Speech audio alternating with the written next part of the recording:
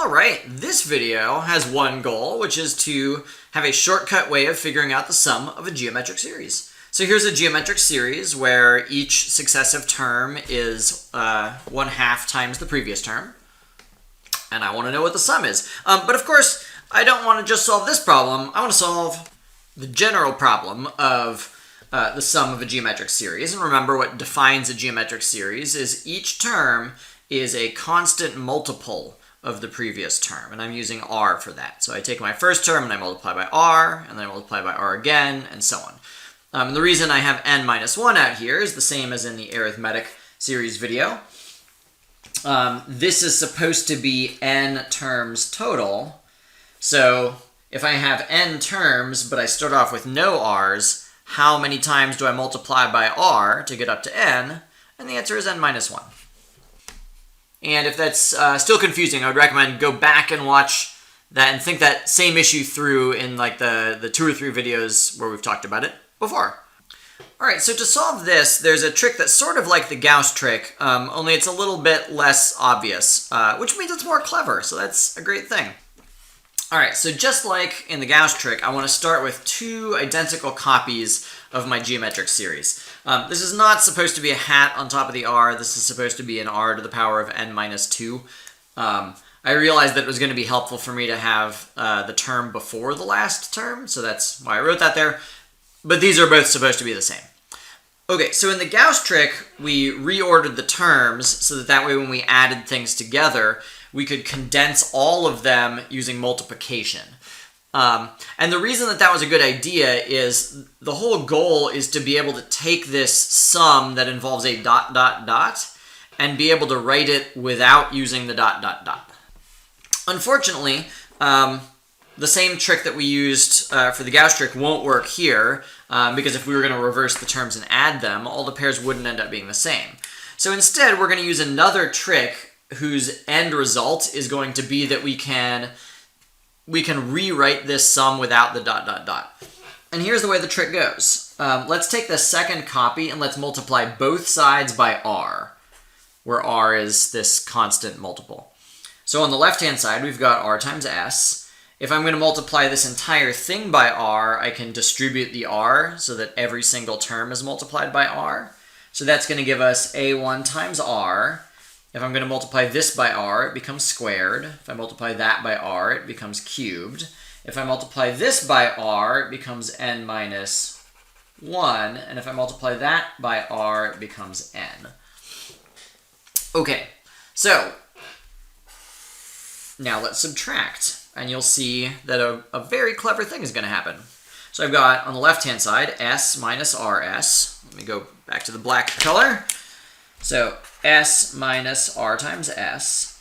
Here I've got a1 minus this one. But actually, hold on, wait a minute. Here's what I'm noticing.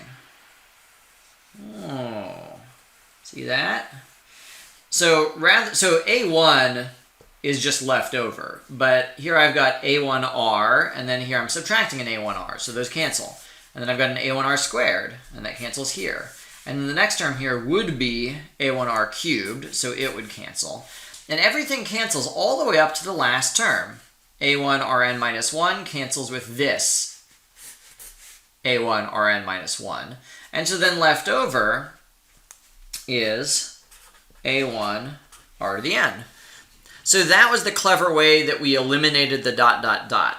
By subtracting a copy of our series multiplied by r, all of the middle terms end up canceling each other, and so we're left with just the first term minus this last term.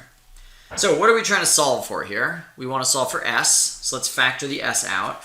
So I've got s times 1 minus r, a1 r to the n. So now I can divide through by 1 minus r. So that gives me s equals a1 r to the n over 1 minus r. And that's it. A nice little derivation. So that is the general equation for how you can figure out the sum of a geometric series. I guess maybe let's go ahead and apply it. So the original problem we started with was this sum. If we're going to apply this equation, we have to know what the first term is, and we do. We have to know what r is, and we do. Here r is 1/2, because that's the constant multiple. And then we'd have to know what n is for this particular series. Well, I know that 2 to the power of 2, I know that 2 to the power of 8 is 256. So that tells me that n equals 8, because there are 8 terms. So I could plug all that information in here. There's like one nice thing to notice, though. In the arithmetic series, it was this relationship between the first term and the last term. Here, let's notice this is the first term. This isn't the last term in my series, but this would be, if I was going to extend the series by one more term, this would be the next term in the series. So if I was going to take 256 and multiply it by half, that would give me 1 over 512. So that's going to give me a1 is my first term, minus what my next term in the series would be, divided by 1 minus 1/2. And so now all we have to do is simplify. Let's see, 1 minus 1/2 is the same thing as 1/2. 1/2 divided by 1/2 is 1.